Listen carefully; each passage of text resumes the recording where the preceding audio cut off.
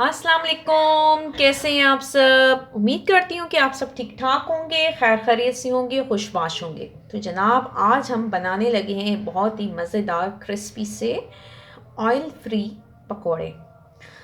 तो जनाब इसके लिए जो जो चीज़ें हमने ली हैं वो मैं आपको बताती हूँ। यहाँ मैंने लिए हैं तकरीबन 2 अदद मैंने प्याज लिए हैं और इसको इस तरीके से बारीक काट लिया है।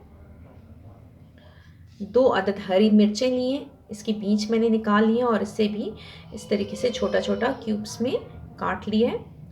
अच्छा जी, 2 अदद दरमियाने आलू लिए हैं और इसको मैंने कद्दूकश किया था, ये देखें इस तरीके से। और इसको मैंने पानी में डाल के भिगोया है ताकि इसका स्टार्च जो है वो सारा निकल जाए। 2 से 3 बार मैंने पानी से इसको साफ़ पानी से धोया है। उसके बाद इसको उठा के और हाथों से सही निचोड़ के और मैंने यहाँ रखा है। अच्छा जी, ये तकरीबन 2 से 3 चम्मच जो है वो है हरा धनिया। तो जनाब इन सब चीज़ों को मैं डालने लगी हूँ एक बॉल में। बिस्मिल्लाहिर्रहमानिर्रहीम। आलू, हरी मिर्च, हरा धनिया, प्याज। इसके अलावा आप जो भी सब्ज़ी डालना चाहें आप डाल सकती हैं। तो जनाब ये मैंने डाल दिया है। अब इसके बाद जो है इसमें जो हमने और मसाले डालने हैं वो मैं आपको बताती हूँ कि वो मैंने क्या क्या लिया है। अच्छा जी, मैंने लिया है 1 चम्मच नमक, 1 चम्मच लाल मिर्च, आधी चम्मच हल्दी।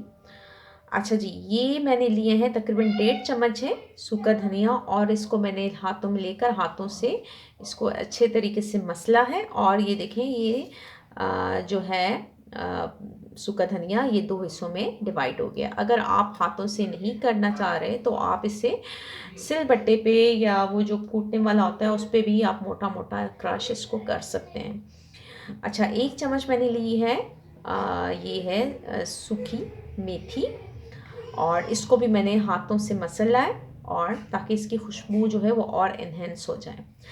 1 अदद मैंने लिया है ज़ीरा और ये भी पाउडर मैंने नहीं लिया है, इसको मैंने 1 चम्मच ज़ीरा लिया है और उसको भी हाथों से मैंने मसला है थोड़ा सा और इसकी खुशबू जो है बहुत ज़्यादा इससे हो जाती है।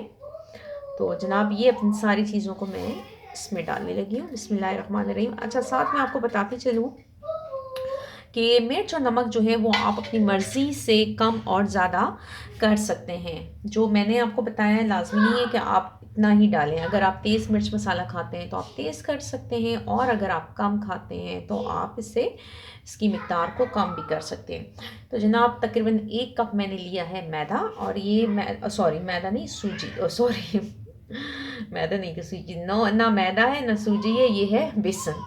तो 1 कप बेसन मैंने लेकर इसमें मैंने डाला है इस तरीके से। और अब इसे आप चाहें तो चम्मच ले लें, चाहे तो हाथों से आप इसे मिक्स करें। मैं हाथों से इसे मिक्स करूँगी क्योंकि हाथों से ये अच्छा सा मिक्स हो जाता है।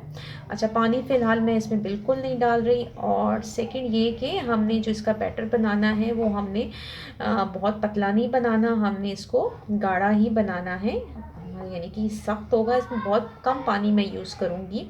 पहले तो मैं इसी को इस तरीके से कर रही हूँ ताकि ये अच्छे तरीके से मिक्स हो जाए।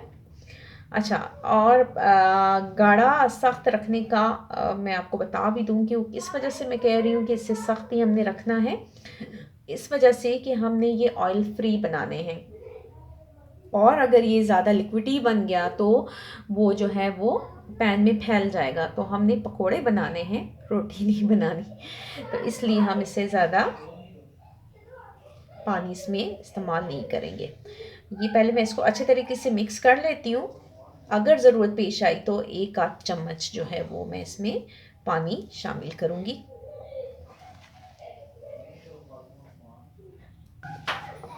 तो जनाब मुझे पानी इसमें डालने की ज़रूरत पेश नहीं आई क्योंकि हमारा ऑयल जो थे आलू वो भी काफ़ी हद तक उसमें पानी होता है और प्याज़ों में भी होता है।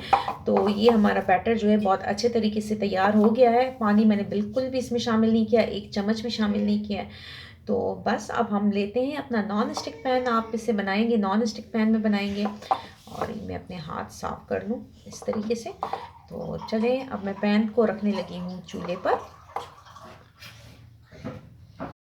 जनाब चूल्हा मैंने ऑन कर लिया है और पैन को मैंने रख लिया है। नॉन स्टिक पैन आप ही यूज़ कीजिएगा क्योंकि दूसरे पैन में हमारे पकोड़े जो है वो चिपक जाएंगे। अब बिल्कुल थोड़ा सा मैं इसमें ऑयल डालने लगी हूँ, वो सिर्फ इस वजह से कि थोड़ा सा हमारा इस पैन का जो पैंदा है वो ग्रीस हो जाए। तो बस तकरीबन 1 आध चम्मच जो है वो मैंने इसमें ऑयल डाला है और इसको मैं इस तरीके से फैला देती हूँ। हाँ तो जनाब हमारा पैन जो है गर्म हो गया और जो मैंने ऑयल ग्रीस किया है वो भी तकरीबन गर्म हो गया है। अब आप जिस साइज़ के बनाना चाहते हैं पकोड़े वो आप इतना लें और मसाला लें और इसको आप इसमें रखते जाएं इस तरीके से। और आंच जो है वो हमने कम ही रखनी है ताकि हमारे पकोड़े जो हैं वो अच्छे तरीके से अंदर तक पक जाए इस तरीके से।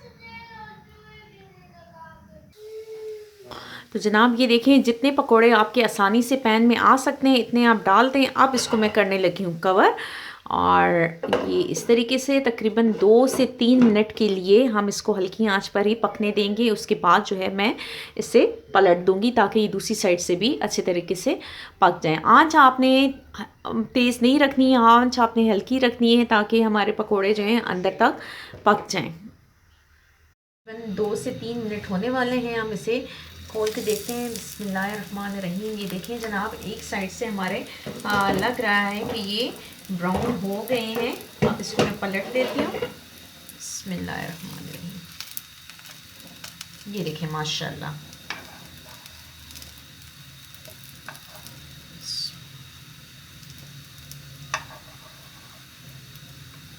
सबको मैं पलट देती हूँ और देखिए माशाल्लाह बहुत अच्छा सा इसका कलर आया है। दूसरी साइड से भी अब ताकि ये पक जाए।